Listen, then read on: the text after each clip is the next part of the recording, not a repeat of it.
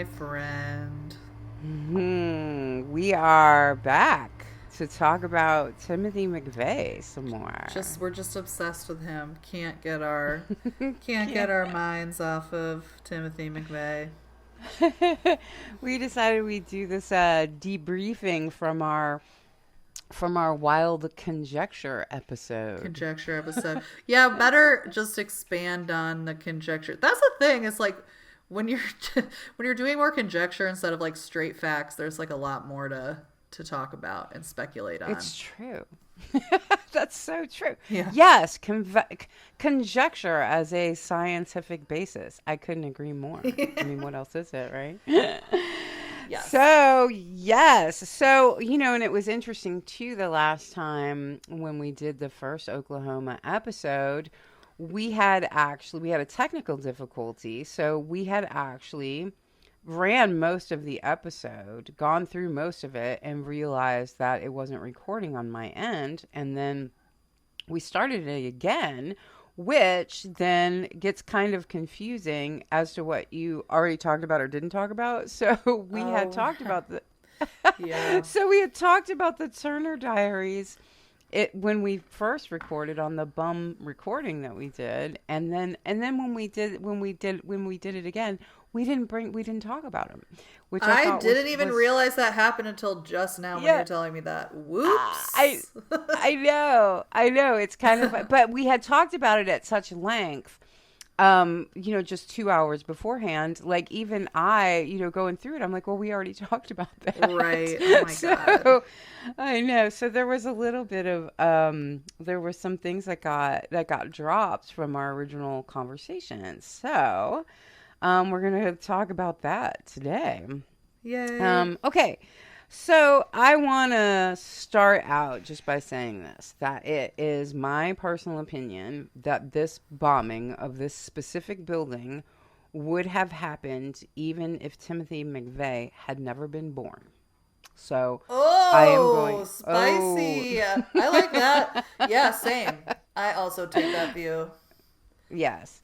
So we're gonna go from that point of view, and we're gonna jump off and talk about the Turner Diaries here because there are plenty of co-conspirators that we know of and that are known facts. Terry Nichols and Michael Fortier are well known to have been co-conspirators with Timothy McVeigh.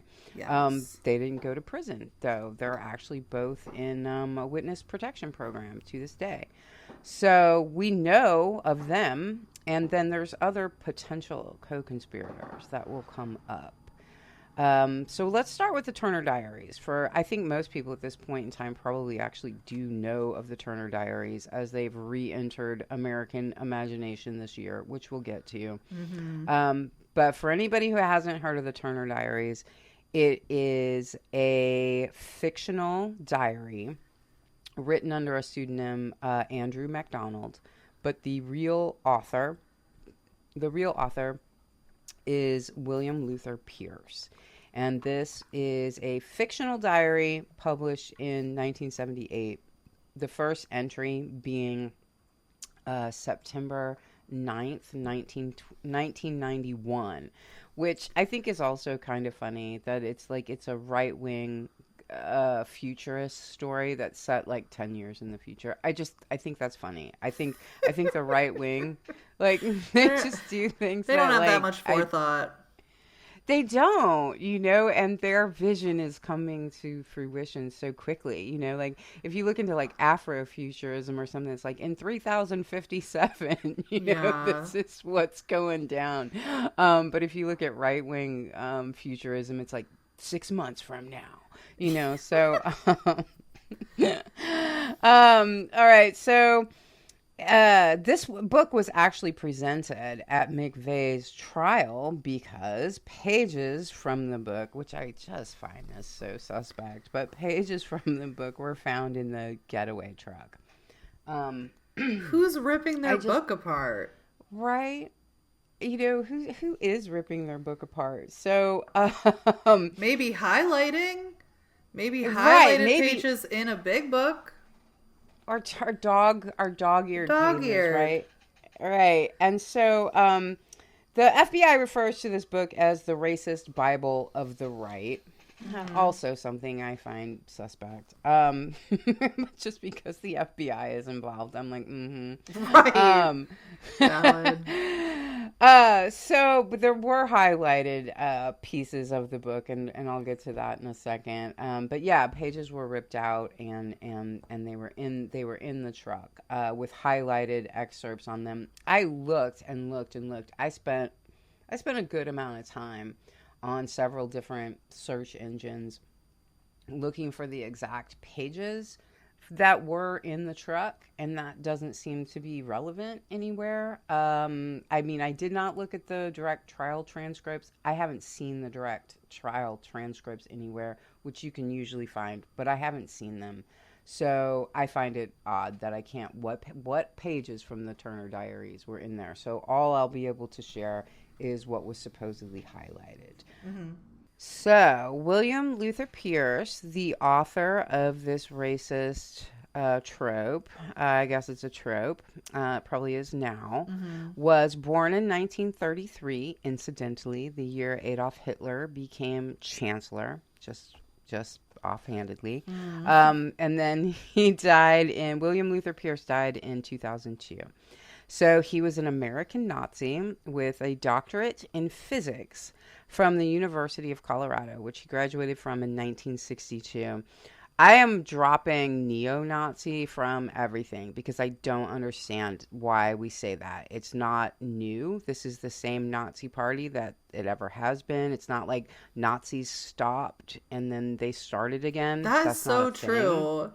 It's so true. It's one continuous Nazi thread. And also, I feel like neo-Nazi somehow registers in our brain as like Nazi light. Like it's like a Nazi, but not so bad. And that's not true. They're just Nazis, everybody. They're just Nazis. Attention. Okay?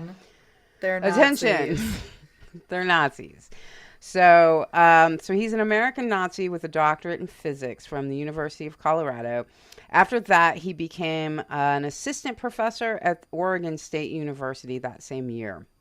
So he moved from that position 3 years later to become a researcher for the aerospace manufacturer Pratt and Whitney, which is in Connecticut. So he moved to Connecticut. Now, what does any of that mean? Because in some articles, like articles in Esquire, things that CNN puts out, they like to call him a rocket scientist. And that makes him sound really smart and important. But I don't know that that's actually what he did. He was a researcher for Pratt and Whitney. I don't know what that means, really. I kind of don't like that they make, again, this Nazi light was very intelligent man, or whatever. So I don't know. I just don't appreciate that. As far as I'm concerned, none of that, it comes into play in this book, but giving him any aggrandizements, I don't think he deserves. I mean, if he was a researcher, what was he? I don't know what he was doing. Anyway, I have that note here. What does that even mean?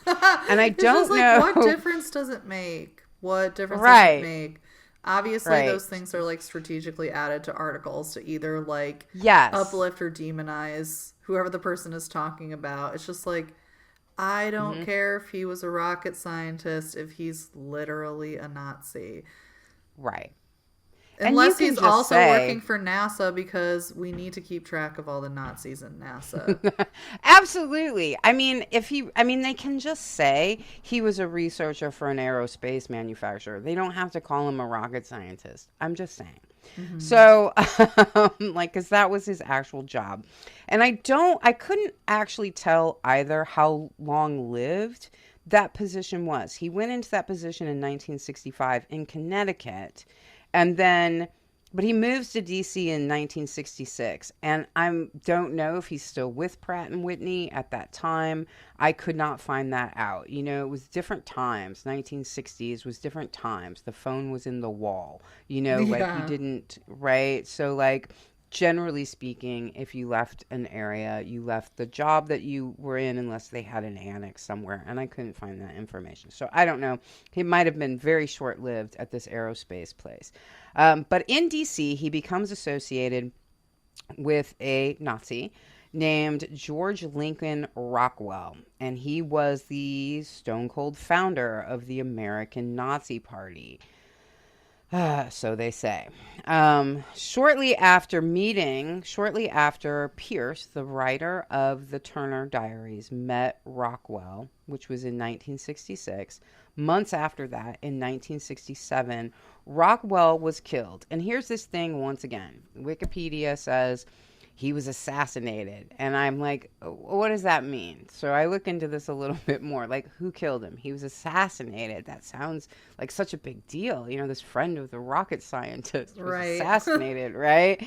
You know, and so, but he was killed by a disgruntled former party member. So, I mean, I don't know. I guess it's an assassination. Again, he was killed. He was killed by somebody who was mad at him. That's it. He was killed by another Nazi. Now he was a Nazi killed by Nazi. Like Nazi on Nazi violence.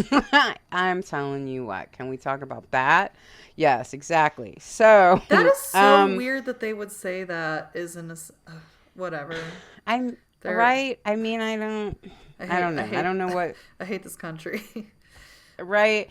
So it's important to me to point out these things in language, even if that word is appropriate to use in this particular situation. I think that it gives us connotations, and makes things sound more important than they were. Basically one of his old employees was mad at him, and that's it. I mean, like, if somebody, like, you know, if some, like, one sorority girl kills another sorority girl, we don't call it an assassination. Right? It's just saying. So, but what his beliefs was he wanted the United States government to pay for a new African state. He was a white separatist who found a lot of agreement with black nationalists, especially with Elijah Muhammad and Malcolm X at the time, where Malcolm X was coming from. I'm not saying he was friends with those people. I'm saying that he often cited them for his own, like, Nazi desires. So he wanted the United States government to pay for New Africa at the time. Mm-hmm. So, but he believed that this is where it gets. I mean, and I think that's kind of this is a good point to talk about the difference between black nationalists and white nationalists. White nationalists want a white supremacist state. They're not actually white separatists. Right. That's a different animal. That's different. Yeah. Those exist, but it's different. Yes. And so these are white nationalists are people who are like, no, we're the master race and we want to lord over all these other races. Subjugate. Yes.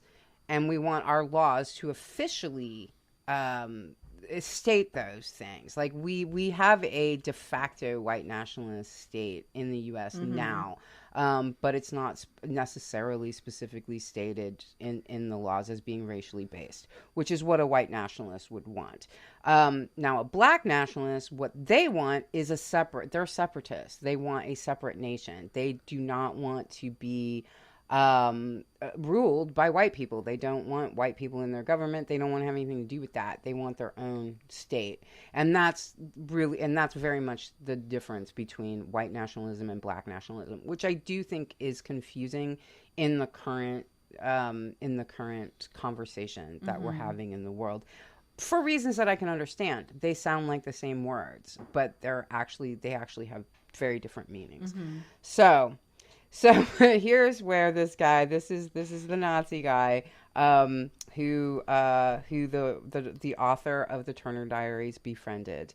And so Rockwell believed that MLK, that Martin Luther King, was a tool for Jewish communists. So Jewish communists had put Martin Luther King up to everything that he was saying and doing, and Jewish communists were also the actual architects of the civil rights movement.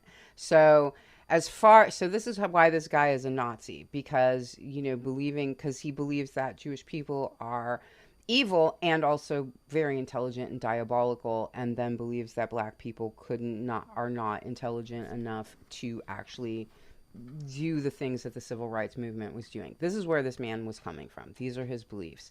So After he's killed by his sorority sister Yeah. in 1967, Pierce, I guess in his mourning, creates the National Youth Alliance, okay, which is another Nazi hate group that eventually became just the National Alliance. Which my assumption here is that he recruited a bunch of young people who then grew up, and so he changed the name. That's even though they say like that the youth group like split, that there was a split. I actually am like, well, or else they just weren't youth anymore. So I'll put that out there. So Pierce, and this is the guy who wrote the Turner Diary. So he goes on, the things that he's talking about is white replacement, like the white people are being replaced. He calls interracial children white genocide, and he keeps talking about the coming race war. Yeah, wow, right? But another thing that keeps happening in public discourse, white genocide, and people trying to figure out what that means. Well, on a Nazi level, what that means is white people should only breed with white people, otherwise it's white genocide. That's actually what they're talking about. That's actually what that means. And he keeps talking about the coming race war and how liberals are promoting the enslavement of the white race, and that feminists are really supporting this white genocide because they don't stop rape because that would be racist. So feminists, and only apparent, yeah, only, well, if you believe only black men can rape white women, Oh which is an old law God. in this country, right? So like only black men can rape white women, and yeah, and feminists don't fight back because it would be racist to stop a black man from raping them. This is what this man believed. This is the 60s. Like this isn't, and I mean, can't think of any time period when it would make sense to think like this. But yeah, he's despicable, okay? But also there's a lot this time period that we're in here. We're in this late 60s. This is Manson time. Charlie Manson was talking about things like this, particularly with this coming race war and the white genocide. He was using, the coming race war. That was his thing, And so here's these Nazis, right? Using that. He talked about white genocide.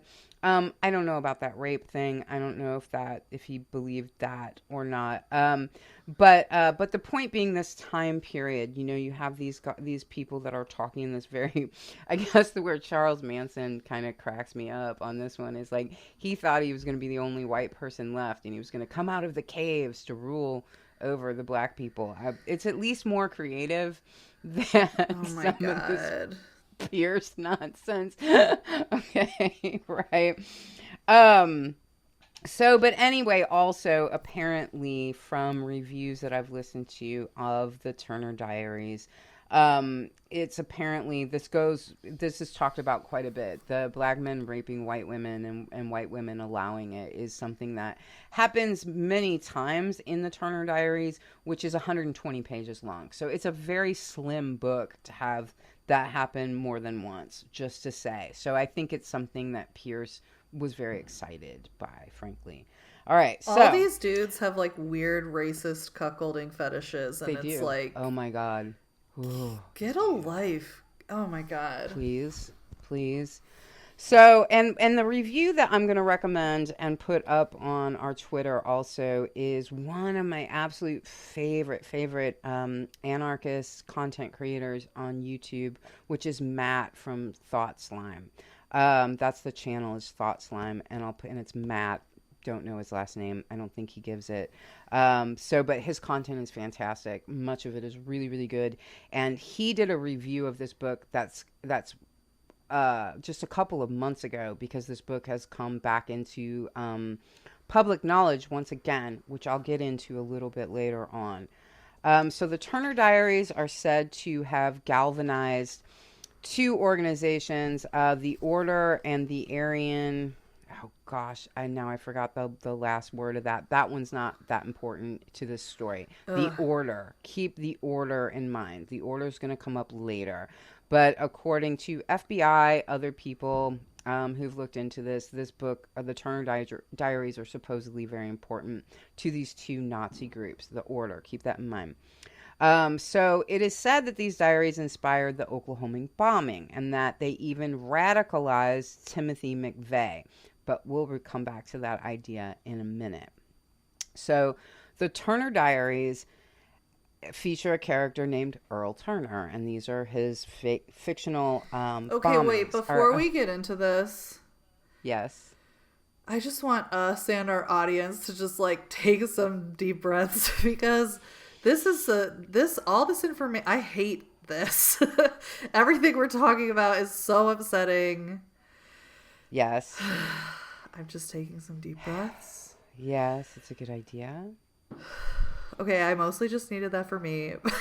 Maybe people listening No, will need it we too. all do. It is really intense. That's true. And I've spent so much time, you dive down into this and you spend so much time there, you get desensitized to what you're saying also. So for people who are hearing this for the first time, this talk will get a little less intense, sort of.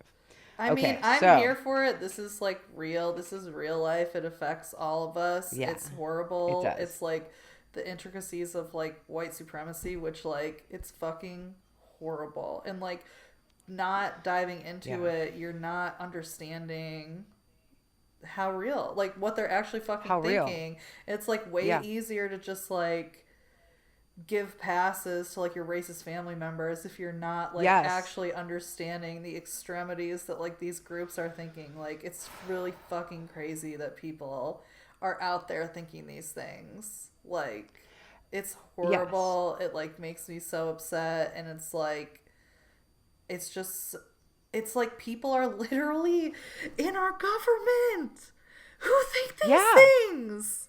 Yes. Yes. That's fucked And up. yes, you're right. Like your racist drunk uncle is a gateway drug to being a Nazi. Don't think he isn't for a minute. He's dangerous. And I mean, not yours specifically, but and everybody's drunk uncle, I use Yeah. that. Everybody has one, I mean, if you're white, you do. Yeah, it's like mild, like, and just kind of the idea that, like, education and interaction is going to solve the issue. It doesn't. And that's why it is important to understand these really out there ideas. The level of fear and delusion these people are operating with It's is scary. disgusting It's and like, oh scary. my god, no, you don't you're not you're not in our reality. Like you Right. are really, really in a different universe than reality Yes. with these things that you're like thinking and saying. And you are like the people that are like in power making decisions on all of our lives, and especially like these people of these identities that you have these completely incomprehensible views of that I'm just like, where do you fucking get this shit? Where do you Mm-hmm. get this? Who told how, it's literally just like these people are fucking racist idiots, Yeah, and deep, they have deep. made it this like deep psychotic lore to like justify their feelings. Mm, They like make this like mm. I don't know. I don't want to get too I'm just like yeah, I needed a breather for a sec. I just needed that for Yeah. me. But anyways, Excellent. I am ready to get into your next part, so Okay. please go ahead. All right. So, in the Turner Diaries, Earl Turner, the fictional character who's making these entries into this fictional diary, he bombs an FBI building in it. That's one of the things that happens. And so that's really how this book winds up. Part of the reason that this book says, it gave Timothy McVeigh the idea. I don't actually wind up in the end thinking that this book has much to do with Timothy McVeigh. However, it's important to the speaking of folklore, to the folklore of this It situation. was So part of his narrative because he was at Waco, like handing out copies of this book. oh, he was handing them out at Yeah. Waco. Right, you're right. Okay. So But I this don't is a big part of it. necessarily, again, I also agree that I'm like, I don't think this was, I believe this is part of your story that's been told to us. I believe this is part of like the narrative that's been Right. presented, but I don't know if it's the truth of what actually like caused him to do what he did. Right. Okay, so I'll get into why. Right, that's the thing. So I'll get into why maybe I don't see it that way. Mm-hmm. So, all right. So, but in the book, Pierce uses his education as a physicist to detail a lot of bomb making and a lot of weapons and other kinds of contraptions. So, it includes how long it takes to drive between different cities and how much gas it's going to take. So some say that he describes the bomb that McVeigh actually made. I wouldn't have any way of knowing if that was truthful or not, because there's a lot of probably good reason to have some secrecy around McVeigh's bomb. You know, right? Like what? Well, Like it right? was We don't need also that really, recipe. really. I. The story they were putting out was all over the place. Like, reports day to Yes. day. Like, yeah, I guess what you're saying is like there's reasons people wouldn't want to know, but I think they're just Yes. also they were lying to the public about what it was. Like that you would have never Yeah. known. Like it's strategic Right. obviously because you don't want people to repeat it, but also they weren't going to tell you because they're not telling you the truth about it at all. I think that that's probably very much very true. So, all right. So J.M. Berger is from the International Center for Counterterrorism, and I got this from Matt's Thought Slime review on this, and it's J.M. Berger from the International Center for Counterterrorism agreed that the book is not a screed that's intended to convince or recruit people. Both Matt and this J.M. Berger from International Center for Counterterrorism agree that the book is not, it doesn't come across with this like I'm trying to lure you into my ideology or my philosophy. I'm trying to get you to see the world through a more racist lens so that you will, so I can recruit you into my group. Everyone seems to agree that this book is really just a how-to manual. All right, Right. which could indicate more of Timothy McVeigh's interest in it than what actually kind of comes out in the case. I could see him, and especially as a Mm-hmm. military man, we can't forget he's a military man because he certainly doesn't. Like that comes up quite a bit in the way that he talks about what he did. So I could see him being interested in this how-to manual. So apparently, according to the people reviewing it, there's no emotional appeal, there's no philosophical holds, there's nothing to draw a person into the story. It's only instructions and reinforcements for those who are already on board with a white nationalist state, Mm-hmm. which is what Earl Turner, the fictional character, wants. That's what he's going for. He wants a white nationalist revolution. Mm-hmm. Um, so I will put some of this stuff up on our Twitter account for who's interested in looking at these things. So there's a scene where the government in the book. There's a scene where the government stages. I mean, this is gonna make so much sense to like what you hear going around these days. But there's a scene where the government, whom they're against, the right wing relationship with the government is enormously contradictory. In the book, in this book, in real life, it's enormously contradictory. They hate the government, but they're totally dependent on the government taking care of the of black people, and like taking care of them, meaning putting them out, Mm-hmm. killing them. Like they're Mm-hmm. very dependent on the government working for them all the time. Yet they hate the government. And like this apparently really comes through in this book. But apparently there's a scene in this book where the government stages a fake protest against racism. So you have all these people out, liberals and black people out, holding signs, stop racism or whatever. And then the black people start killing the white people, but for some reason this is supposed to make white people look bad. Like the government is doing this so that white people will look bad. It makes no sense that that's a scene in the book, but that comes from these people who are reviewing it. That's what they're saying about what's happening in the book and how contradictory and senseless the book is. So they have this, so in general, this book is an anti-government, because they're anti-government because it's systematically destroying the white race, but conversely, they're depending on the government to enforce racist laws and to contain people of color and white women into their subordinate roles. So So basically, they're just anyway, like fucking stupid as fuck. pretty much like they just their ability to like not need consistency between one part of their philosophy and another is kind of stunning. Like, I don't, Look at so, my but they don't need genius it. plan that makes no sense. Don't you guys love Right, it? right. So this J.M. Berger from International Center for Counterterrorism said something interesting in the Turner Diaries legacy is that McVeigh was radicalized by this book. Even Right. though this, right, but even though, here's Berger, this is Berger is saying this. Even though, he says, it's interesting that Timothy McVeigh was supposedly radicalized by a book that isn't really meant for there's nothing in it that would really radicalize anyone who didn't already think this way, right? Um, but especially from someone, this is interesting, who showed no clear indication that he subscribed to any specific white nationalist ideology despite his fixation on the text. Now, this is not entirely accurate. I find it really interesting that J.M. Berger said this.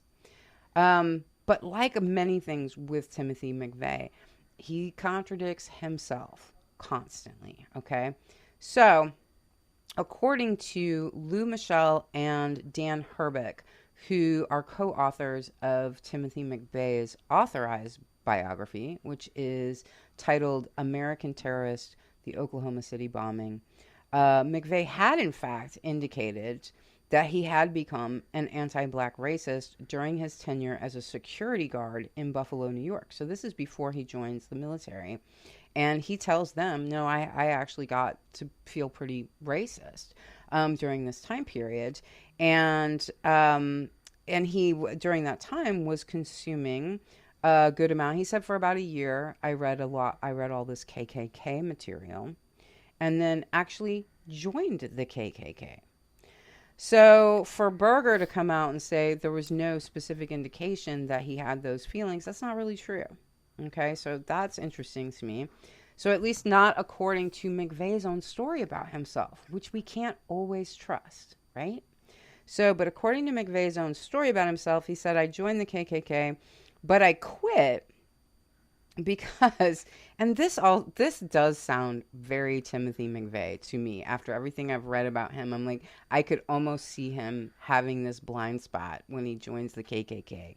And he says, but he quit the organization because it failed to live up to his expectations, which he told his biographers were that the KKK was all about maintaining rights, and in particular gun rights. Okay, so I kind of believe that Timothy McVeigh would join the KKK because of gun rights, because of other things about his personality that have those kind of holes in them, you know. Mm-hmm. But at any rate, the KKK let him down because they weren't really all about rights and not specifically gun rights. So apparently he quit. And then he told them that he had actually overcome his racism. Okay, so this is where we're getting back to like Berger, what Berger said about him. So he said he actually overcame his racism in the army when he realized that he worked with black men that he liked and he worked with black men that he didn't like, the same as he worked with white people he liked and white people he didn't like. Very kind of juvenile type of thinking that you would have kind of assumed someone would grow out of it like 12. But I tend to maybe believe him, and I certainly have also I've heard that story before.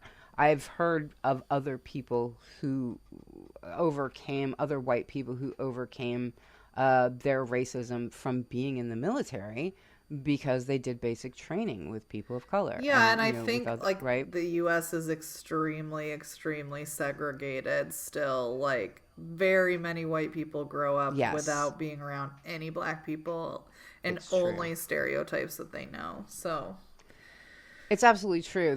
They grow up not knowing a single black person, yet they consume gangster rap that is often was created specifically for white racist audiences. Also, by some of the larger studios are known to have really been the ones who promoted. Made gangster rap as big as it was, and it's consumed primarily, or at least was in the 90s, by white people. So yes, there's lots of white American people who are literally segregated from actual black people and then fed a very steady diet of stereotypical media that's specifically created for them. Very real in this Yeah, and country. I mean just Very like all terrifying. media, like all Yes. news, all True. everything is like so True. anti-black. Hmm. Absolutely. Yes. So it's not an uncommon, at least American narrative. I mean, maybe it's uncommon, but it's not unheard of American narrative that racist young white men join the military and actually overcome some of their racism.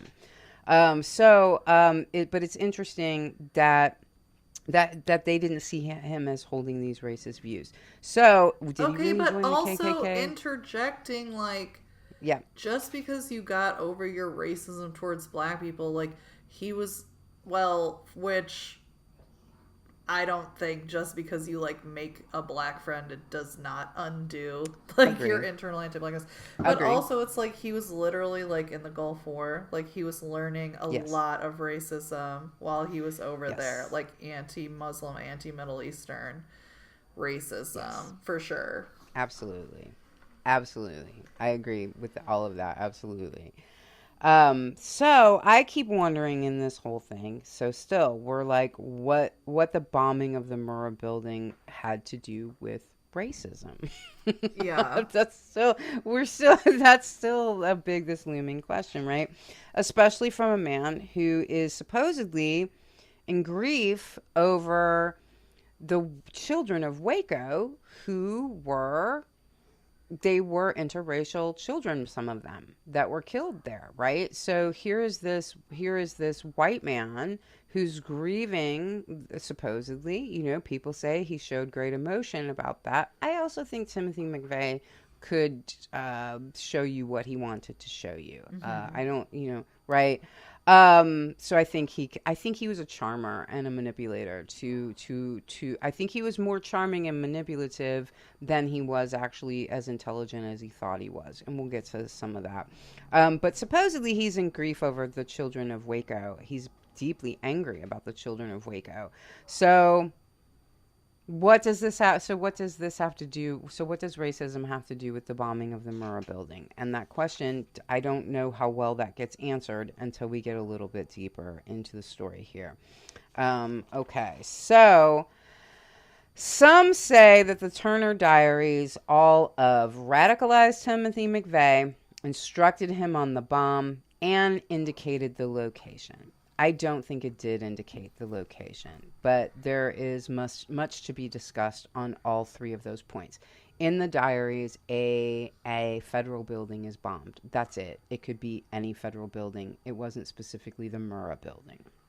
Okay. Yeah, no Um, way. There's no way that like when I was researching it, I wouldn't have come across that somebody being like, it's directly in the Turner Diaries. It says to do this, this, this, this, this. right. Like, no. Nope, it's not. So, all right.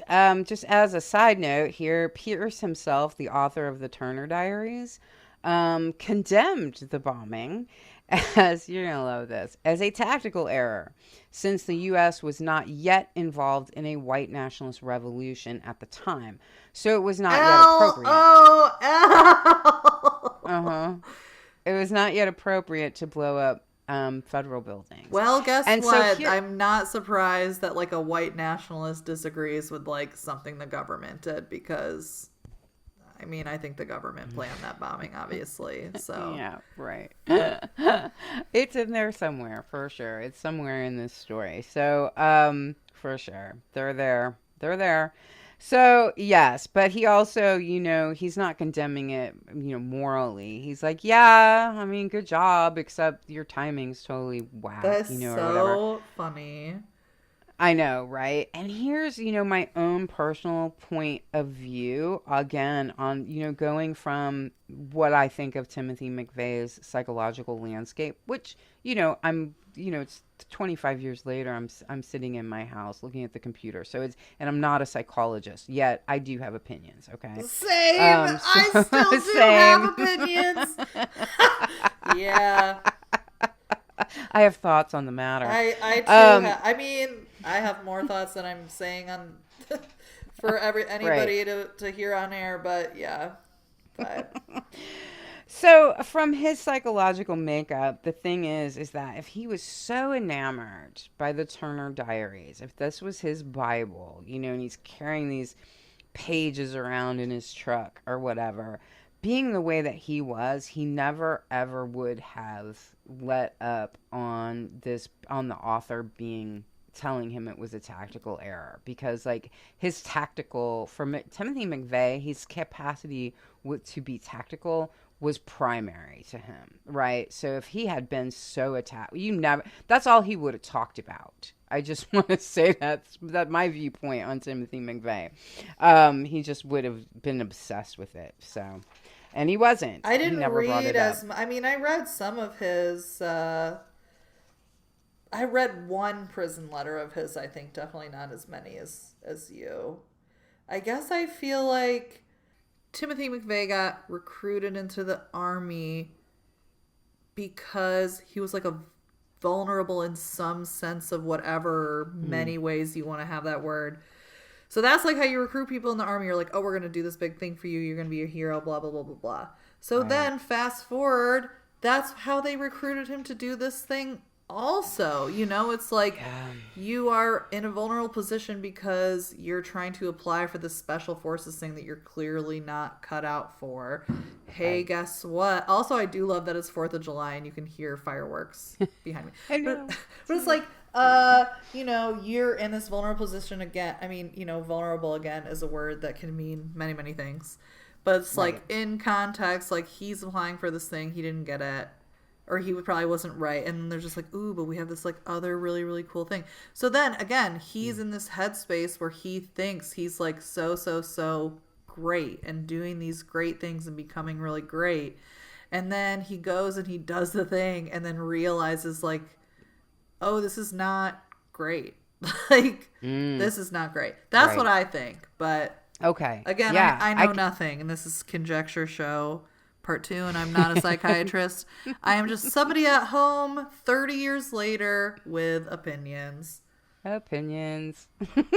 Definitely. I mean, he is vulnerable in many ways, and one of them is his ego.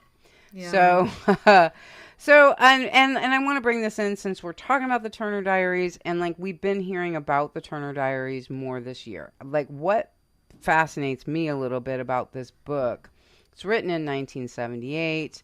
And it comes back up, and now it's this big deal. It's radicalizing people. Here's this, and it's an instruction manual, and it's all these things that after in 1995, when the Oklahoma bombing happened, they're bringing this up into our consciousness. They want us to take a look at this book again.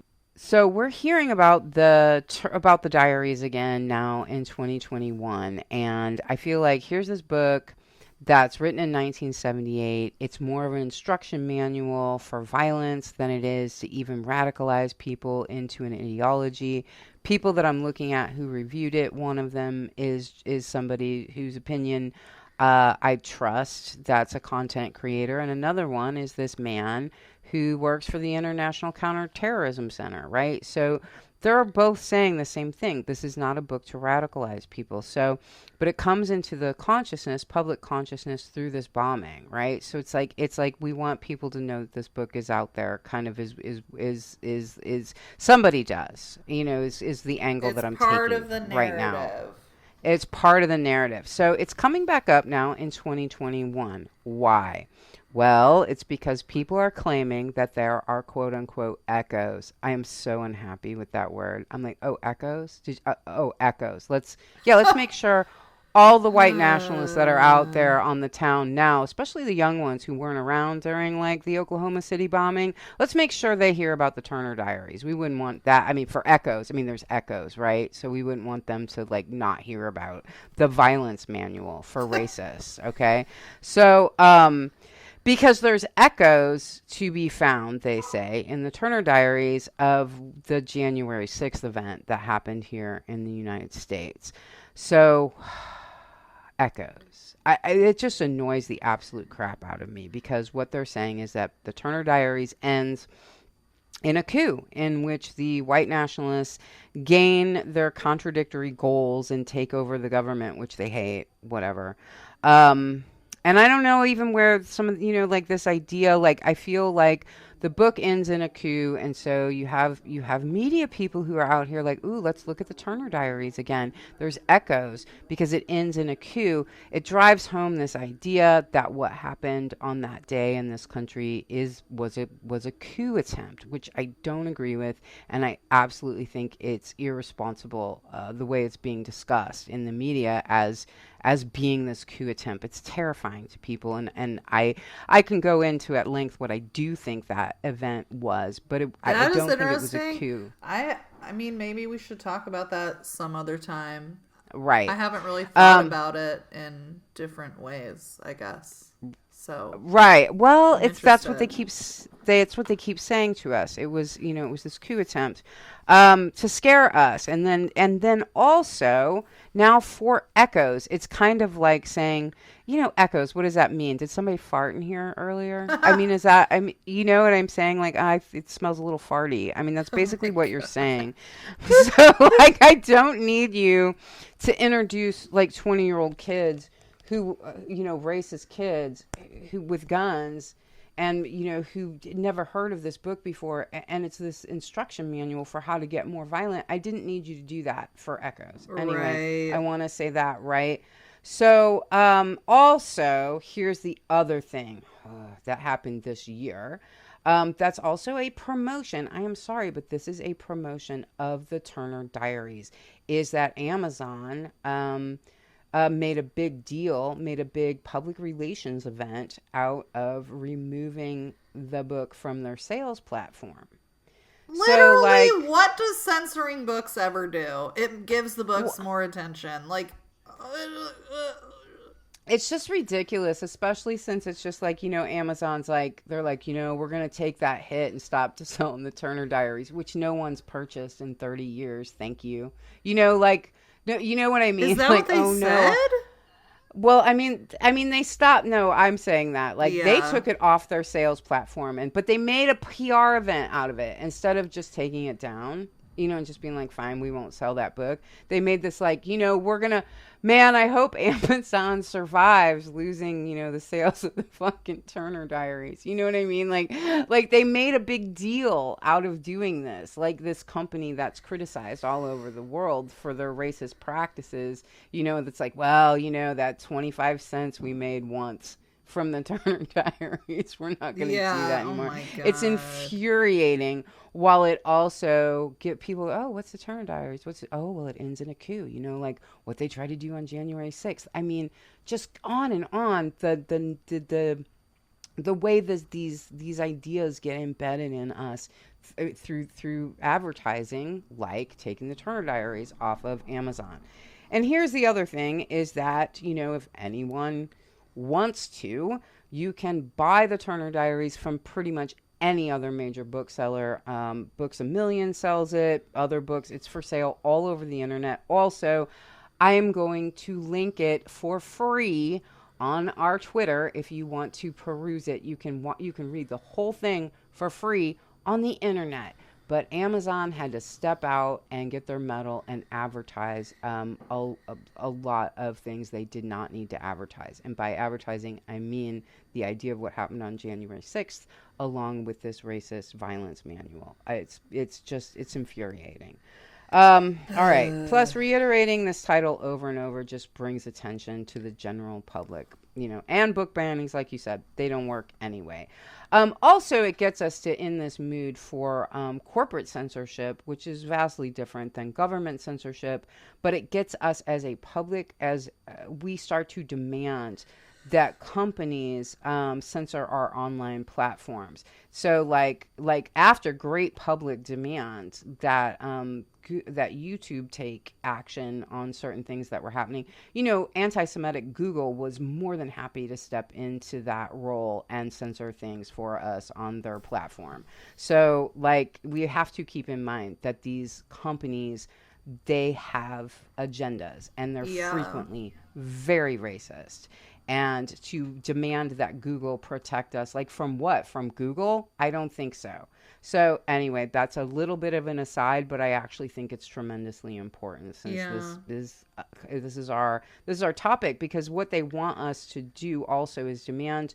They want us as a public to demand that corporations censor us in ways that are like, they're not going to be for our benefit, and they're not going to be anti-racist in some ways. That's not a thing for corporations. I mean, multinational corporations can't exist without intense racism all over the globe, but they would Right. also right. So in the United States, at least, the government, which is full of people making money from these racist multinational corporations, would also like us to demand more anti-terrorism laws, which will only, in the end, hurt liberation movements. It will never actually, in the end, hurt these right-wing movements. So there's all that. Mm-hmm. Okay, so there's Amazon. I hope it doesn't break its arm patting itself on the back, right?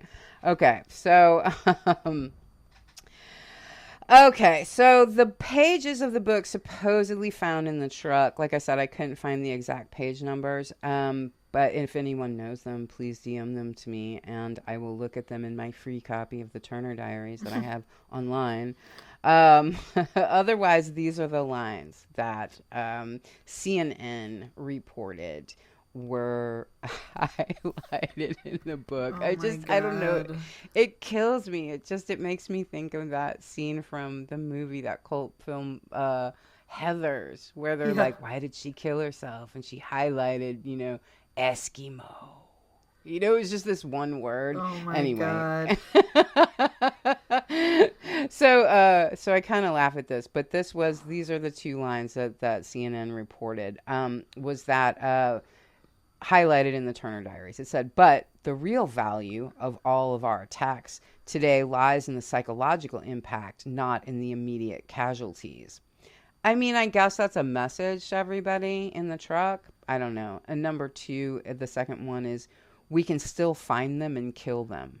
What? I So, guess I could see how the first one could right. be read into, but I don't know. I'm also just like, what are you guys doing? Like, there's random Mm-hmm. pages of this book with random things highlighted in it. Right. Like, who does that? Who is Right. doing that? Right. I have some ideas a little bit later on, but it's like, we're supposed to believe Timothy McVeigh did this. He put them in there For and he sure, but it's highlighted these like, things. I just am like really confused about the pages being ripped out of a book. I'm Yeah, like, me too. especially if it's multiple pages, it's like, what would help you carry those pages around? Just leaving them inside the complete book. That's one item that you could carry around. Well, and especially if you were passing them out at Waco, you're clear. Like, what's the problem? Like, Right. like So anyway, that's what's reportedly highlighted. They could have been, however, and I think this is important, a type of calling card from a place known as Elohim City. Okay. Okay. So it could have been a way of not only sending a message like to the public with that one line, the real value today is the psychological impact. That's something to report on, and CNN did do it. So I guess it has that point made there. Um, but it is also potentially connected. It also potentially has a very specific meaning to FBI agents who have been infiltrating a place called Elohim City. So the word Elohim, sometimes often known as Elohim Village, because it is not, in fact, a city. Elohim means God in the First Testament, or the Old Testament, sorry. In the Old Testament, it means God. So that's what Elohim means. And it is a 400-acre compound community, whatever you want to say there, that is in Adair, Oklahoma, which is on the border of Arkansas. And there is 100 people living there at any given time, up to 100 people living there at any given time. And they are a racist compound. They're a racist village, and they are white nationalists. So here is what they believe. It's their own belief system based on a version of the Old Testament. And what they believe, this is kind of, if it wasn't so sick, it'd be fascinating, I guess. But they believe that the white race are the real children of Israel. I mean, the guy, his name's John Millar, and he just put it as he said, coming mostly from the northern tribes. Like I just like I don't know why that's fun. That strikes me as funny, but he feels like he has to elucidate that, right? So he feels like the white people, non-Jewish white people, because we also have to, like, there's some not recognition. They really talk about white people a lot, but Jewish people have white skin. So at any rate, it's non-Jewish white people are the original children of Israel. So they see that as being that their race, their white race, their non-Jewish white race, are the chosen people, quote unquote, which they also misunderstand, or their interpretation, I guess, should say, of what the chosen people is really off. In Judaism, the idea that Judean people, Jewish people, are the chosen people means they are the people chosen by God to tell everyone the word of God. So they're not, it's you have this idea, I think, sometimes in America, or at least these people here at Elohim City have this idea that the chosen people means that that Jewish people believe that they're preferred by God. That's not actually what the chosen people are. I'm Daddy's people, favorite. yeah, right. And these people are these so guys, fucking they're so fucking crazy, right? And so, but that's not what that means. If there's anyone else who was interested in what it means that Jewish people were chosen by God to tell everyone else the good word, right? So, so it's not really a bad thing. I mean, it's not really a separatist thing at all. It's just like, you do it. It's basically like they got handed the chore. God's like, you do it. So, and then these fucking nerds are just like, I want to do all the chores because I'm better at it than you. What an annoying. Totally. So they think that in Elohim City, they think that means to lead and to rule over everyone else. That's what they mean when they say that they believe themselves to be the original children of Israel and that they are the chosen people, meaning they're above everyone and they're supposed to, like, not only lead everyone else, but essentially dominate them. So, and he says John Millar, which is the son of the man who actually founded the place, and he's their pastor there too, whatever that means. He's their indoctrinator. But he says they're not white supremacists, though. And he says that God has love. No, right. God has love for all men, but Jews are from Satan. So what are you going to do about that? Fuck? Literally says this. Okay. So, and that racial differences, here's the thing. God has love for all men. So he's like, we're not white supremacists. God has love for all men. It's just, Jews are from Satan. And racial differences denote a different species. Now, I also think... Oh my God. I also think they don't understand, or willfully don't understand, even the meaning of the word species either. But when he asks what being called what he thinks of being called a white supremacist, John Millar says, "We don't talk like that." So that's his answer to that. Like, yeah, he's like, we don't say that about ourselves.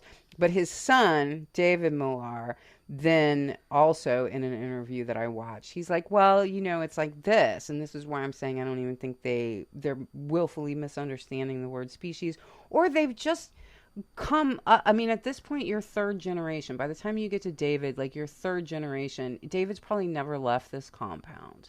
Like, this is probably all he knows, right? So, but he's saying, so he probably just does, so he may not even actually know what the word species means. But here's what he says. It's like, well, you do it with everything else. Like you have your purebred dogs, you have Rottweilers and your Pomeranians or whatever. You do that to maintain the health of each species. So he's referring to dog breeds as different species, and then he's using that as a metaphor to talk about skin color of human beings, or right. So there you go. That's where these people Okay. are at. Okay, that's where these people are at. So they're anti-Zionist, also, which, again, this is one of those things where it's like, so am I, but for vastly different reasons. Okay, Yeah. so right, so Zionism, if anybody doesn't know, is a nationalist movement and an ideology that says that Palestine is the Jewish homeland. Essentially, it didn't start with Palestine, I don't think, but it was to establish a Jewish nation state, and then now Zionism maintains it. You're not going to be the president of the United States if you are not a Zionist. It is Right. also right. So it goes pretty deep, and it also Zionism is what pays for specifically, I mean, it pays for Jewish settlements in Palestine. And so, like, if like it pays for in the US for Americans to move permanently to Israel and make settlements, and Zionism pays for that. The birthright tours are part of intoxicating Jewish Americans to settle in Israel with Zionist money. So Zionism is something that, like I say, I am not a Zionist. I don't agree with Zionism, but at the same time, not for their reasons. And also, something that I think that the people of Elohim may not realize is that Zionism actually was a Christian movement, and there are other people who can speak better about that than I can. Mm-hmm. But they really think it's that evil, satanic Jewish thing that's happening, and it actually isn't. So I think Zionism is a lot of colonial violence, but which you would think they would enjoy, but they don't see it that way. So, like I said, Elohim Village is 400 acres. It was founded in 1973 by Robert Millar. He was a leader of the Christian identity movement, which is where they're getting this idea, Christian identity. We're the chosen people. Daddy likes me best. That's what Christian identity movement actually is. So, right. These people are So exhausting. they are. I know. We'll move quicker on some of this other Oh stuff no, here. no So the Turner, worries. I'm just like, you guys are so desperate for they're so attention and desperate, validation and like competitive. It's just, ugh, I hate them all. they're just such a one trick pony, which is why like the Turner Diaries wind up being so boring, Yeah. Um, right? So, but the Turner Diary pages in the truck could be a message to the FBI from Elohim, as embedded in Elohim is the order, okay? That which I was talking about earlier, which it has long been Right. said that the order, which is a Nazi organization. I mean, they're all Nazis. White Yeah. supremacists, I mean, right? These people are Nazis. But they don't even think they're white supremacists. So, but they're actually Nazis. And so the order is embedded in this compound in Elohim.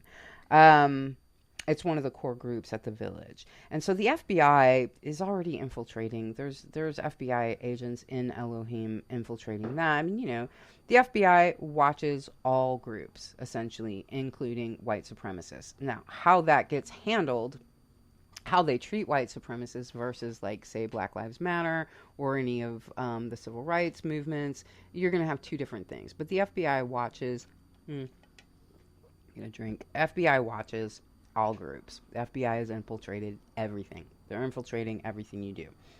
So, but they had been found out to be on that compound. Infiltrators had been found out. Um, so they'd been watching Elohim for a while. Mm-hmm. And what was reported in the Denver Post in 1996, Howard Pankratz posted this in the Denver Post. The former members of a radical paramilitary group and a retired FBI agent believe that the Oklahoma City bombing was retaliation for the execution of Richard Wayne Snell, who was one of their members and one of the Elohim's members. Or I'm sorry, he was a member. No, he was a member of. names for things are so stupid. Of the covenant, the sword, and the arm of the Lord. That's it. They call it Damn. CSA, but it's the covenant, the sword, and the arm of the Lord. And so Richard I Wayne actually Snell think was that's a not stupid. That sounds like some shit I would want. That sounds like a cosplay I would want to do for the Renaissance Festival, but definitely not a real thing. Definitely not a real thing. I guess it's all the commas in it for the name of a group that bothers me. I'm like, oh, come Oh, right. on. I'm not looking at it. That is so funny. Right? It's the covenant, comma, the sword, comma, and the arm of the Lord, no period. I don't know. So anyway, just that's my aesthetic critique of the right wing. Too many So commas. Richard Wayne Snell had been in prison and he was on death row and he was actually executed on April 19th, 1995, 12 hours after the Oklahoma City bombing. So what some people say is That's just that crazy. Okay, sorry. it's What crazy, do some right? people say? Okay, so here's what some people say. Snell and the CSA had targeted the same federal building for bombing after the 1983 death of North Dakota farmer Gordon Cale in a fiery confrontation with federal authorities in Arkansas.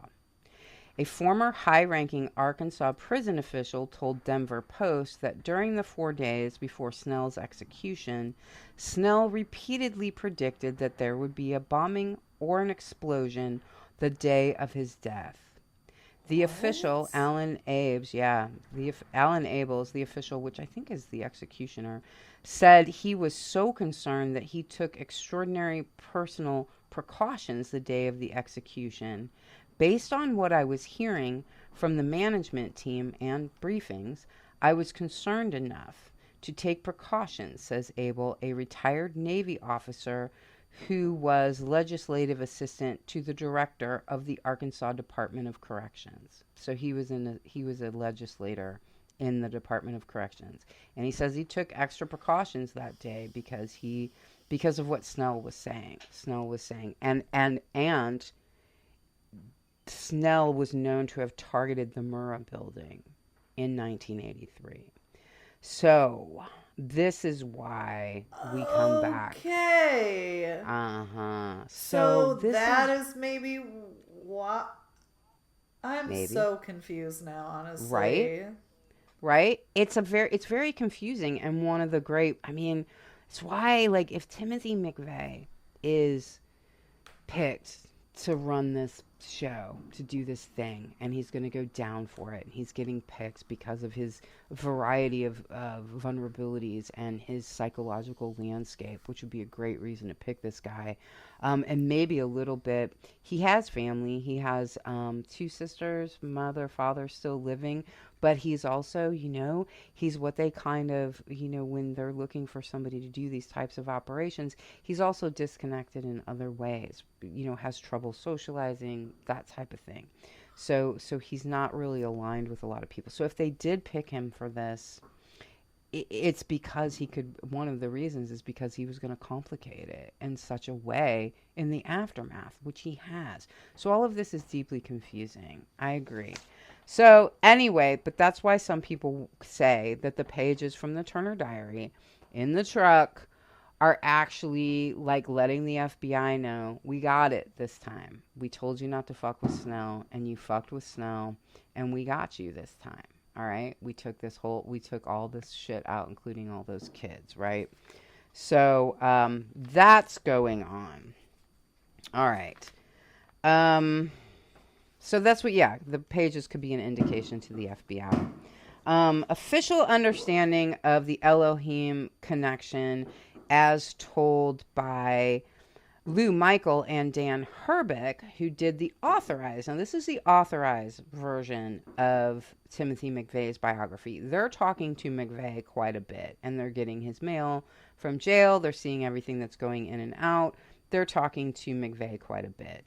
So this is what they say about the Elohim connection, all right? So McVeigh admitted, this is crazy, McVeigh admitted calling Elohim City for Andreas Strasmere, which his name comes up a lot and is potentially, sometimes people say he's an agent, but he was at Elohim. And McVeigh admitted to calling Elohim City for this Andreas Strasmere on the 5th of April in 1995. He says the purpose of the call was to ask Strasmere, who he met at a Tulsa gun show in 1984, whether he could use Elohim City as a hideout after the bombing. McVeigh admitted discussing political issues with Strasmere, the grandson of a founder of the Nazi Party, but claimed that Strasmere had nothing to do with the bombing itself. A polygraph test taken by McVeigh, however, showed that while he was truthful in discussing his own role in the bombing, he, quote-unquote, showed signs of evasion when he said no persons other than those already charged were involved in the bombing. I don't think that means a lot. Those tests don't mean a lot, I don't think. But, Yeah. right, at any rate, so, like, why, just out of the blue, does he call Elohim? Well, I don't think that he did actually call Elohim, maybe at all, but probably not out of the blue, which I'll get to in a second. So we knew that Terry Nichols and Michael Fortier were there. They're known conspirators. They turned state's evidence and are in a witness protection program. Nichols says he was never in the Ryder truck that day, but McVeigh says that actually he was, which we'll come back to that. But fellow inmates, because this winds up being a book, fellow inmates have to say that Timothy McVeigh revealed to them. Okay, hang on a second. Yeah, she's in here. She just came in. Yeah, that's fine. Okay. Friday tripped out and she had to come in here because of the fireworks. She's having. That's anyway. very valid. So hang on. All right. So, two fellow inmates that also got together and wrote a book on Timothy McVeigh. These were people who were on death row with Timothy McVeigh, and they wound up writing a book. I don't know what you can take that for, but I will say this. Fellow inmates are put on the stand in courts all the time, and they're taken for their testimony is accepted in court as like shit you said in jail. So like that happened, the courts take it. So like, I don't know, here, I'll offer it up. But these two guys, Hammer and I'll get to their names in a second, but they wrote this book, and what they say that Timothy McVeigh said is that he received a tour of Elohim City compound in 1993, that McVeigh and Nichols had a meeting with Andreas Strasmere and several other men to discuss direct action against the federal government within months. McVeigh had joined two of the men he met at Elohim City in robbing banks around the Midwest. In April 1994, in a meeting with Strasmere and White Aryan Resistance. That's the other thing that supposedly the Turner Diary did with leader Dennis Mahan. So, Okay, anyway, but then also it's like Timothy McVeigh could have been doing that also as a government infiltrator, theoretically. Yep. He definitely could have been. And even the Strassmeyer character is, and I have not looked into him because we had so much to cover today anyway, but even him, he is sometimes referred to as an agent. There's several agents that people will I feel like that I people say did are come agents. across this. There's so many fireworks in my neighborhood right now. I feel like Me I too. did come across this when I was looking into it, but I didn't find as much info as you. But I am remembering hearing like agents being at this city, and that's how they maybe knew ahead of time that this was going to happen. But then it's Right. like, okay, so wait, sorry. If I say something, am I throwing you off? Nope, go ahead. Okay. I just remember in the last episode, I didn't know any of this stuff about this weird connection about how it's how like it could be in homage, I guess, to this person who's on death row and died that day. But Yeah. also in the Murr building was all that stuff being stored about basically, I mean, we're not going to get too deep in it today, but all these things that Bill Clinton had to do with that potentially they wanted to Right. cover up. So it's just Right. like, what came first? It's like a very chicken or Yes. egg thing. And I'm sure like any government building has stuff stored in it. But since we're talking about the Bushes and we know Bill Mm-hmm. Clinton is like heavily connected to the Bushes and Mm-hmm. these things like needing to get covered up. Right. Yeah. I mean, there's so many things, so many agendas that the Oklahoma City bombing could potentially serve, and maybe serves many at one time, and it could even serve conflicting agendas. Right, And true.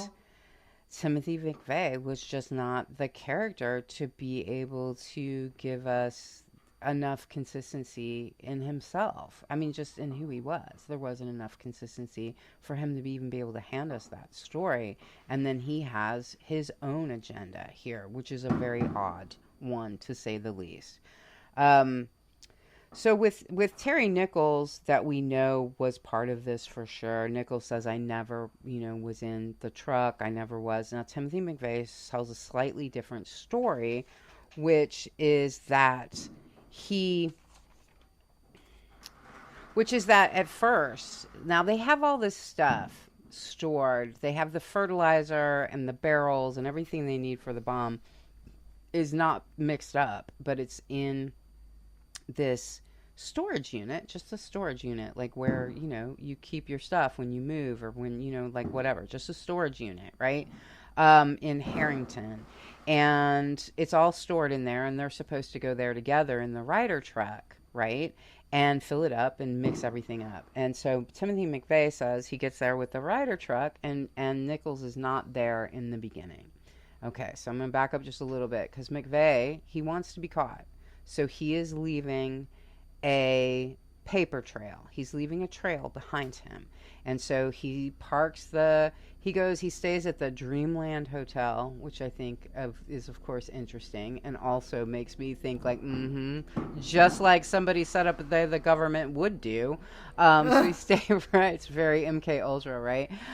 So like he stays at the Dreamland Motel in something junction, Twin Junction, Oklahoma, and he parks the Ryder truck right outside the motel, and he signs in by his own name. I think the storage shed is in his name also, right? He wants to be caught, so he drives. But he drives there. He's supposed to meet Nichols at the storage unit to load all this stuff onto the truck. Nichols doesn't show up, so supposedly the story then is that Timothy McVeigh loads 1,000 pounds of fertilizer, 50-pound bags at a time, onto this Ryder truck, which, I mean, it's 20 50-pound bags.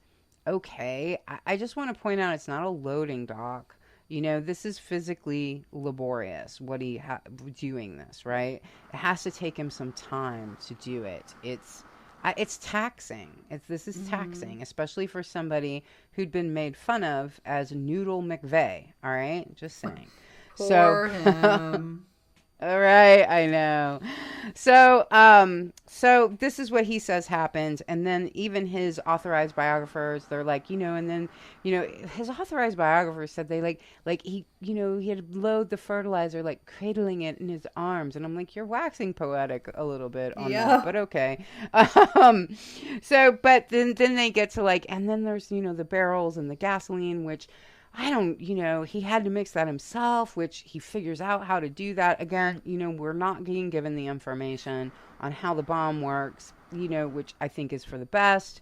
At the same time, that then it leaves all these questions, at least for me. So there's another story that comes into this that's potentially makes more sense than what. So, but McVeigh does say this. McVeigh says this. He's like, but then eventually, after I have the truck loaded, Terry does show up. So Terry gets there for some reason after everything's done and does get in the truck, which Terry says he never did. But McVeigh says, oh no, he did. I loaded everything myself, and Nichols did finally show up. And Nichols apparently showed up and was like, "Hey, man, I don't know about this. I don't know if we should do this today." Like, he kind of supposedly wanted to slow it down. And McVeigh's like, "No, this is happening right now. Like, it's all this is what's happening." And he says that, according to McVeigh, he says, "I threatened Terry Nichols' family," but he didn't say in what way. He doesn't say that. And then also said, and so kind of forced him to participate a little bit more by threatening his family with it. So I guess they went to the bomb site together. I think Nichols got out of the car before they got to the Murrow building at any rate. But according to McVeigh, he wrangled Nichols into greater participation through threats. Nichols says none of this happened. But also Timothy McVeigh says, and I think this is pretty accurate. He's like, also, if he wanted to stop it, he could have called 911. If Terry Nichols wanted to stop this thing from happening, he could have called the cops anytime. Yeah. So, right? And that's true because, Terry Nichols is like, I tried to stop it. And Timothy McVeigh is like, oh, okay, buddy. All right. And I'll have to agree with Timothy McVeigh on that one. For sure. But there's another thing that could possibly have happened. So is that, So in early 1995, McVeigh and members of the Aryan Resistance from Elohim City were conducting practice runs, they say. This is all from the inmates. This is all things that Timothy McVeigh supposedly told to other death row inmates. So they were running practice runs. Michael Bressica, who's also sometimes said to be an agent, was chosen to accompany McVeigh on his bombing run. And then on April 8th, McVeigh met in Tulsa with Bressica and Stressemeyer and ARA members, that's the Aryan people, and they assisted McVeigh in loading explosives into the Ryder truck and mixing them. Bressica rode into Oklahoma City in the Ryder truck with McVeigh for 1995. Oh, he's the one that exited the stoplight and got out of the car at a stoplight and didn't go all the way to the Murrah building. So this is what supposedly McVeigh was saying while he was in prison, is that he didn't do all of that by himself, which would have, like I said, I think be relatively taxing. He certainly wasn't planning on mixing the bomb for himself. So this is a much more plausible story than the official story, but we'll never know what actually happened that day, right? But anyway, that's, like I say, to me, that's much more plausible. I think that this was a really big bomb. I think this was really, obviously. That's like one of the cryptic things that he said that I read. He was like, I had talked about this in the last episode, but like, when people asked if he had assistance from others, one time he was like, "You can't handle the truth," like from that movie. Right. And then he said, "Because the truth is I blew up the Murrah building, and isn't it kind of scary that one man could wreak this kind of hell?" Which I felt like was one of those moments where it's like, okay, I get that you're like trying to be like jokery cryptic, but like obviously not one person could do that. Like what you're saying pretty blatantly is like obviously not one person could do that. Right. That's definitely my take on this. And I mean, that's why, to some degree, we've got the other guys, who we do know that they were involved in the planning of it. That's Nichols and Fortier, who are in witness protection programs and like never went down for any of this. And I find that, but that makes no sense to me, because it's like, you guys clearly had so much evidence against Timothy McVeigh. It's not like you needed those people to like give him up. Like, you caught him. Yes. There's video footage that nobody can see, but it's like, you don't, like, why are these people in witness protection? I don't know. I guess it's disturbing. It's really disturbing. Even if you needed them to testify for something and you gave, I mean, like, and you gave them, you know, something, a bone for that, wouldn't it just be not be like, well, you'll just do life in prison and not the death penalty? Witness protection. I Who are you mean, protecting them from? right. The 100 white supremacists at that place? Like, I Yes, thought that, right? like, witness protection was supposed to be for, like, people that turned on, like, crime families with, like, huge connections everywhere. I mean, fuck snitches. Right. But, like, I mean, what? This makes they're no sense. they're protecting him from the parents of the kids that were killed that day. That's what's fucked up about it, you know, because it's like you're not, Oh. you know, right? Like, Ew. ew is like really what it comes down to, and there's no reason for it. These people are so guilty. They should have been looking, I mean, they That's should have been looking at the horrible. same, it's horrible. They should have been looking at the same punishment that McVeigh was looking at. So you should have been able to throw them plenty of bones. Life in prison should have done it for these fucks. You know, so, but Right. they get witness protection. That's crazy. Like it's crazy. And I mean, they get that forever. So that's like tax money, paying these people Yeah. who did this heinous Giving thing, them right? whole new lives. Giving them whole new legs. Exactly. I love that phrase. So, and like I said earlier, and I'm going to go into this more right now, McVeigh wanted to get caught. Why does anybody need to? I mean, you could have put Nichols and Fortier to death also. Timothy McVeigh wanted to get caught. You didn't need anybody to help you with that this, makes right? no sense.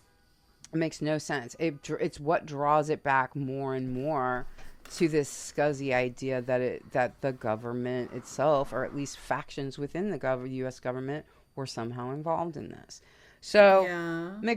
McVeigh wants to get caught, which explains the lack of plates on the getaway car, because he parked that getaway car Right. there, right?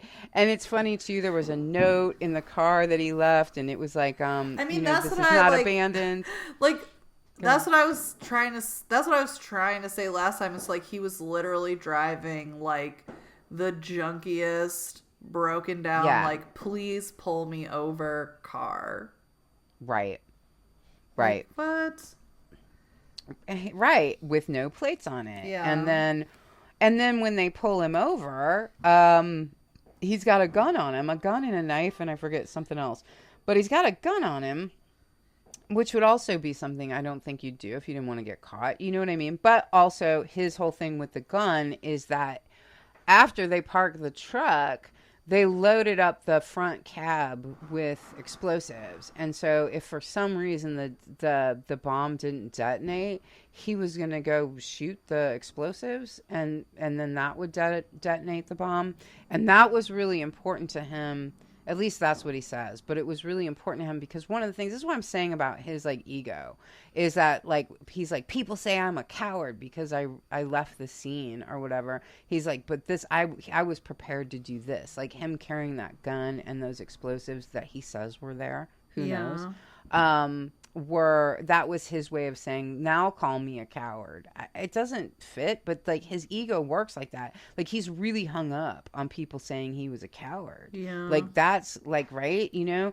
And anyway, so he had a gun on him and a knife, and then all of that went down. So he gets pulled over for the plates, like, you know, he's got the gun.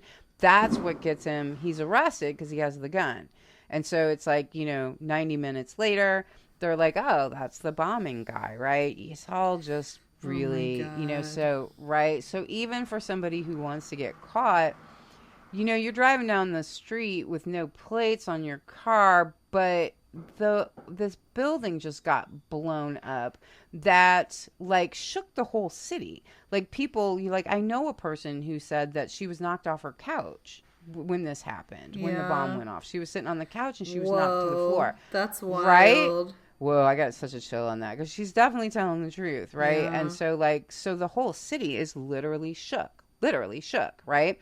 So like you're driving down you don't have a plate on your car, but like some beat cop is like, oh no, sonny boy, you know, I mean, I think just doesn't, to me, a cop is going to be very stressed out in that moment, and like giving people petty violation tickets for petty violations is not going to be what they're doing at that moment. I think at that moment, everybody's going to this scene or doing something, right? So I also am just like, meh, I have a little trouble with the whole story there, obviously for good reasons. Okay, Yeah. so McVeigh wants to get caught. He does all that shit. He gets caught.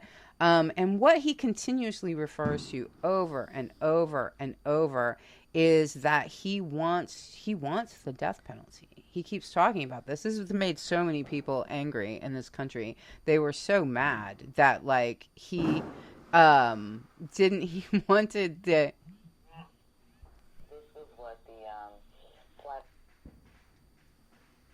welcome back. Hey, So are you yeah, still recording? I Okay, am. perfect. Me too. Okay, so this is what so he keeps referring to his own. All right, I'm just going to go back. So Timothy McVeigh wants to get caught, and he refers continuously to getting caught and getting the death penalty. He wants to get caught, and he wants the death penalty, and he wants the death penalty as soon as possible. It's something that made people in the United States absolutely furious with the government for actually following through on on his execution, because they're like, he wants to die though, and because of that he should never get what he wants, right? So Right. that's like that was an interesting aspect of this also, just where we were in the United States at this point in time. All of that really bears on this particular incident, which is how it was supposed to be, right? So the more we talk about it, the more it sounds like definitely something that was planned by people with much more resources than even Elohim City would have. But nonetheless, so he wants the death penalty, and he refers to it frequently as my planned deluxe suicide by cop package. Oh. Right? He says that to his biographers. He says that to anybody he talks to. He says those words over and over. My planned deluxe suicide by cop package. And he even tells reporters and his lawyers not to mess that up for him. Okay? He doesn't want anything to come in the way of his death penalty. So, and the thing about that too, so I looked into that. I was like, when did they execute him?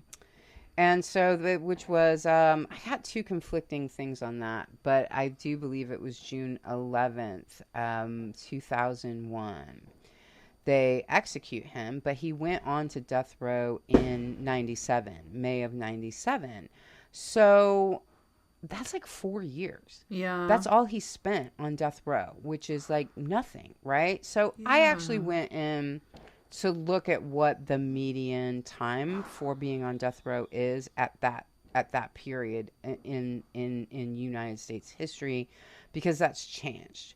So the median, which is just, statistically speaking, like if you take an average, that's just like the you put everything all together and you divide it. That's an average. But a median means the norm, like how the number of people who are going to be on death row for this period of time. So it's not the average, it's the median, right? So the median was 10 years at that point in time. So it's 6 years sooner. People, they wanted to get rid of him right away. I guess the median, by the way, now is 22 years, which, interestingly enough, is something that Timothy McVeigh actually predicted and talked about. He's like, look, this drug war and the militarization of police, but just even the militarization of the military. Like he's saying, what I'm seeing in the military is that the military is preparing to have a war on the American people. And they have too many toys and they're too armed. Like this is what McVeigh is saying. And he's saying this,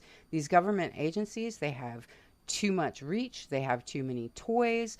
There was this amazing amount of people who actually, like, I watched this really good interview on C-SPAN with his authorized biographers, the Lou Michel and Dan Herbeck. It's like an hour long. It's really comprehensive. I'll put it up on the Twitter, up on our Secret Antenna Twitter. But one of the things that they said, they're like, we were getting all of his mail. So we were seeing the letters to him, and the overwhelming number of letters to him were people saying, I agree with everything except what you did. Like, I agree with all the things that you're saying. And they Whoa. kept talking about Waco. They're talking about Ruby Ridge. They're talking about government overreach. Ooh, I got the chills so big time on this. They're talking about the drug war. The drug war comes up here a lot. And that's why we're going to wind up going back with Iran-Contras and Whitewater and coming back to this situation eventually, not today. But but the American people at this time are really talking about this. I couldn't believe how many people called into that C-SPAN show to say that. You had some people who were like, to take him out back and shoot him or whatever, understandably. But you had a lot of people calling in and saying, yes, I agree with everything he's saying. I don't think he made his point, though. I don't think this is the way to make that point. But it's amazing how many people agreed with his point of view in terms of what he saw in this government overreach. It just seems like too simple of a thing. But his warning supposedly was that there was this militarization going on. I don't know how I mean, he definitely I know what I was going to say that he pointed out is he's like, you have to understand that from now on there can only be more prisons, and especially more prisons like this one, meaning this top security prison that he was in, Terre Haute. It was in Indiana. It's a specialized death row. Timothy McVeigh, Ted Kaczynski, and Ramirez Youssef, who did the 93 bombing of the Trade Center, they were all on death row together. They used to hang out during exercise, That's by the way. wild. Right? And Timothy McVeigh complained about having to clean up after Ramirez Youssef. So, like, I mean, it's just like, it's wild. It's wild that's happening. But it's a specialized death row for these type of criminals, for these, what they call terrorists, domestic terrorists. So, which Rousseff was not domestic. But at any rate, I thought I keep seeing them in the yard in my mind together. I'm like, I know, man. Like, this country's going to hell. So that was really where Timothy McVeigh supposedly was coming from. Now, some of this stuff fits, like you said. The more we talk about it, the more it sounds like, a setup from something much higher than the people that we hear about. So he wanted to be caught. He wanted to be executed really soon, which he was. He was executed really fast. 4 years is quick to be executed in this country. He was executed a few months before 9/11. I don't know if that's meaningful or not. Time will tell. Maybe it won't. But at any rate, I think the United States government, because to me, like, Timothy McVeigh probably should never have been executed, because we were always going to need more information from him. To me, right? Certain criminals like this, and plus what everybody else was saying, they're like, he wants to die. Fuck him, make him live. Yeah. Like, which I'm like, yeah, I see that point, but I also just feel like he's not here right now, and like he could be, and we could maybe get more information from him. Maybe not. He was a slippery character. All right. Also, here's what was really important to him, and all of his biographers and the guys on death row with him all said the same thing. He was really, really concerned about his image. He didn't want anything to ruin his image as the mastermind of the Oklahoma City bombing. So this was constantly important to him. So I don't even think he was the mastermind, maybe, right? But he wanted this image to be out there. So here is what I think of Timothy McVeigh's psychological landscape. I think he was a guy who thought he was a lot smarter than he actually was. I think he thought he was smarter and more special than others. I think he thought he was pretty special. I guess right? that's what he has in common with those fucking loser white supremacists. Yes, it absolutely is. They think he's like, you're a chosen people? I'm a chosen people too. So, but he wanted to be considered the mastermind, and it could be said of him that he wanted it to be said that he was a mastermind, and that also, obviously, had he been made a Green Beret, which is what he wanted, that he would have been a fantastic Green Beret. Look how smart he was. Look how special he was. And you passed on that. And secondly, if you had done what you should have done and made him a Green Beret instead of, fucking him over, which is, I think, how he felt about it, looked over, right? This never would have happened. Timothy McVeigh wanted that reputation. He wanted that to be the way he was remembered and understood. He wanted to punish those who did not advance him. Those are my opinions on this, on the state of mind. So do you not think Timothy that McVeigh. that this was like a government? Because I guess when you say it like that, it makes it seem like he was doing this in spite of the government and not like as a tool of the government. I mean, could it be both? Because I also think that because I have in my notes written up the side, I say he wanted to punish those who did not advance him, and then I have or 3 lines under it. All these pathologies made him the perfect kind of MK Ultra type guy, or the perfect guy to bring on for this special operation, right? I think it could have. I think Ted Kaczynski was used by the government, and I think he was genuinely anti-government. Yes.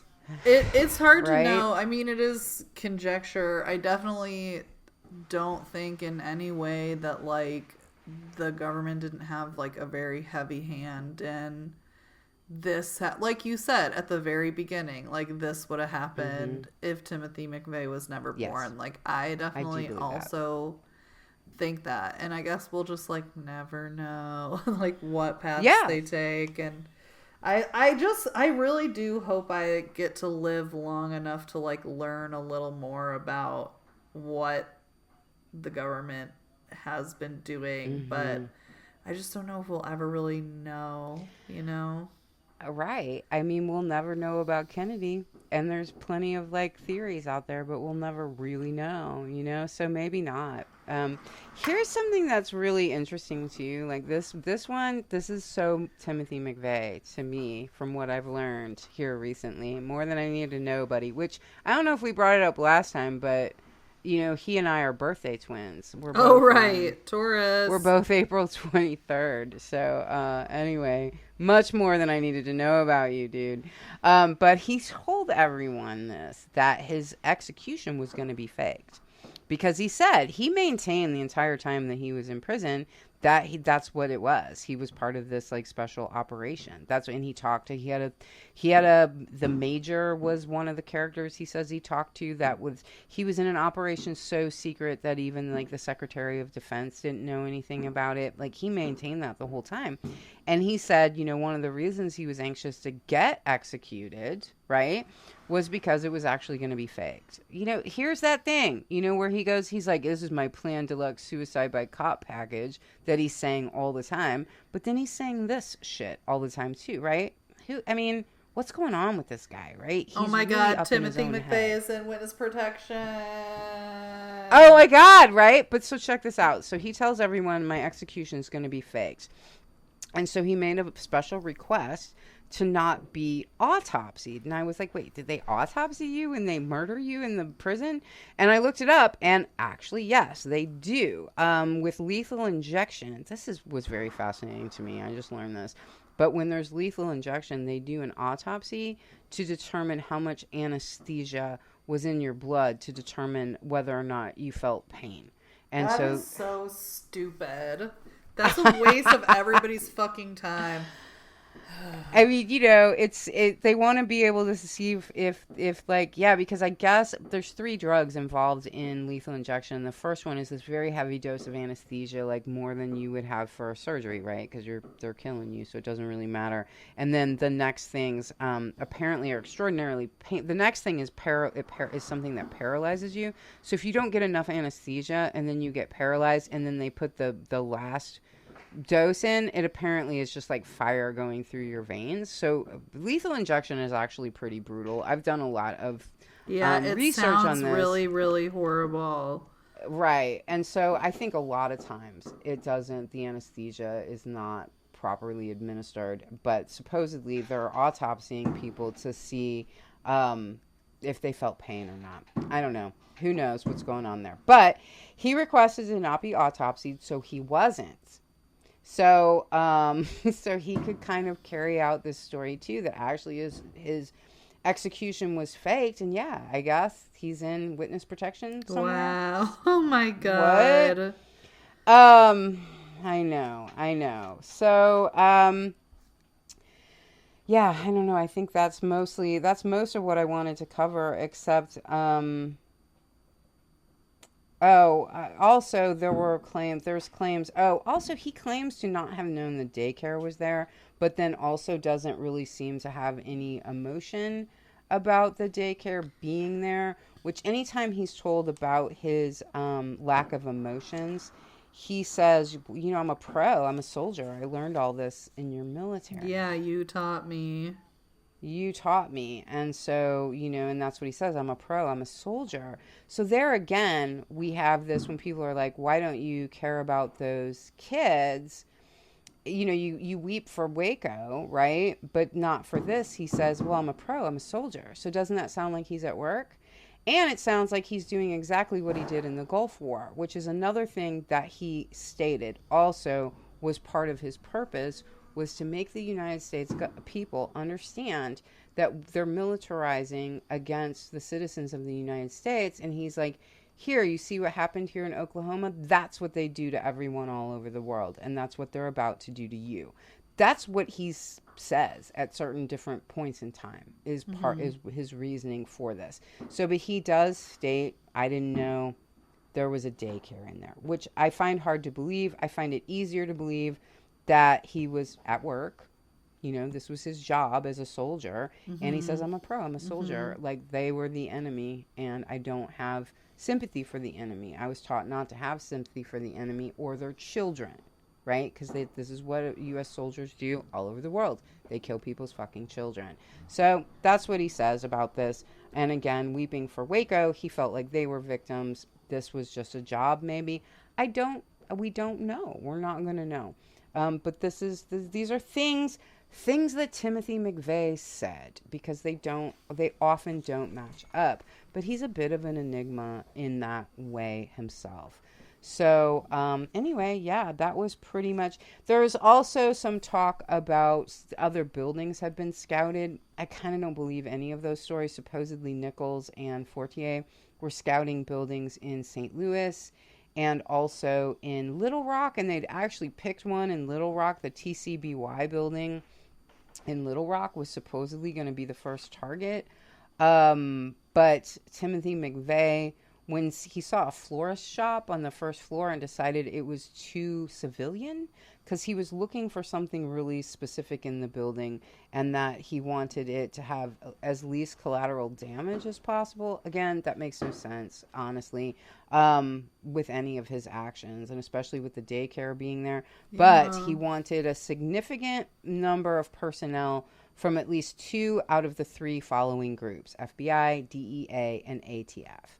So supposedly he wanted 2 out of 3 significant personnel from 2 out of 3 of those categories. Well, he got 0, so yeah, he got 0. That's good right. Job, the ATF asshole. is like, thanks for the phone call, Timmy. Literally. No Oh God. Right. Anyway, that's basically it. The only other thing that Jesus, yeah. This is so much more information. It's so crazy. Once I popped the top off of it, I was like, get the fuck out of town. Because there's actually, of course, so much more.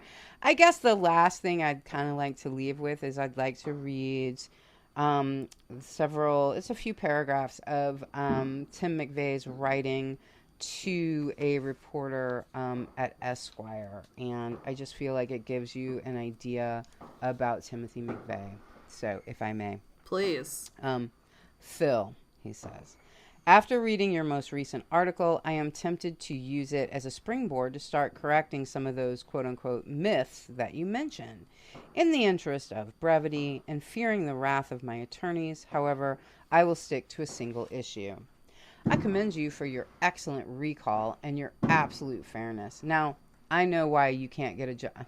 Now I know why you can't get a job at the Washington Post. It's a joke. Your notes on one point, though, are slightly inaccurate. You quote me as saying that the FBI are wizards at PR. What I actually said is they are wizards at propaganda. which Webster defines as information or ideas methodically spread to promote or injure a cause. This is where I drew the parallel between the FBI's efforts in my case and those at Waco. The idea is that once the FBI can control the show of information, they can then determine their target. In my case, I have been sealed away in federal prison and denied most visitation and free communication. At Waco, once the FBI blocked the Davidians' abilities to communicate with the outside world, Bob Ricks, an FBI official at Waco, could then step forward and mold the facts to the FBI's purposes. The public never saw the Davidians' home video of their cute babies, adorable children, loving mothers, or protective fathers, nor did they see pictures of the charred remains of children's bodies. Therefore, they did not care when these families died a slow, torturous death at the hands of the FBI. They didn't care when boastful FBI agents posed for the cameras as people's lives were consumed in flames. In both situations, as with Richard Jewell, you only hear one side of the story, and it is usually not truthful. If you have trouble believing that the Justice Department or adept liars, come to one of my pre-trial hearings, to the trial itself, or ask Richard Jewell. I don't know who that is. People need to question and analyze what they hear and ponder and the motivations of those spreading the propaganda. The truth lies deeper. Thanks for your time, Tim. Damn. So, I don't know. Ooh, excuse me. That's my conclusion. I don't know. Except that I will say, I do think that the Murrow building, I think exactly what happened that day would have happened with or without Timothy McVeigh. Whether it's coming out of Elohim, it's coming out of some faction of the government. I mean, we can't forget also that just because somebody's in the military or even as a police officer, that they or a CIA, that they necessarily all love each other. Like you can you can be a military guy and hate the FBI, the CIA, definitely, all that, definitely. So, and rogue factions turn up. I mean, initially the CIA was a rogue faction. It's just been settled in as a legitimate agency that we're aware of. Meanwhile, there are, now the U.S. has tons of private intelligence agencies, so, they don't even need to make secret agencies anymore. So, but it doesn't mean they all get along. Timothy McVeigh might have loved the military, but believed it shouldn't be more militarized than it was, believed that it was committing war crimes at the behest of leaders who didn't actually fight wars. He could have had all of those beliefs and then hated the FBI. That could have been. Very true. There are so many fireworks going off behind me. This whole episode is going to be scattered with fireworks. I hope everybody enjoys that. I know, it's kind of interesting for this episode because it's like talking about this bombing and like there's just literally fireworks going off all around me. I'm like, it's like has hopefully given some real like urgency and sense of realness to this episode. Well, thanks for doing all that additional. I mean, I feel like my mind is blown and my mind is blown. I'm just like, God, I wish I could know. I just want to know what really happened.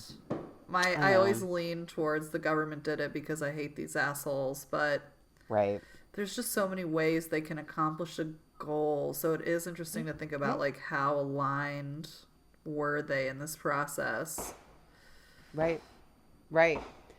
Yeah, I don't know. And we're going to wind up coming back and talking about the SNL crisis and how that interweaves with the Iran-Contras, which is the drug war, which I have no doubt will lead us back here in some way. So, all right, well, can't wait for next time. I know, me too, Callie. Thanks for doing all that. Yeah, for sure. Good times. All right. Well, until next time, everybody, we're Secret Antenna. Oh, yeah. Follow us on Twitter at Secret Antenna. Follow us on Instagram at Secret Antenna. Okay.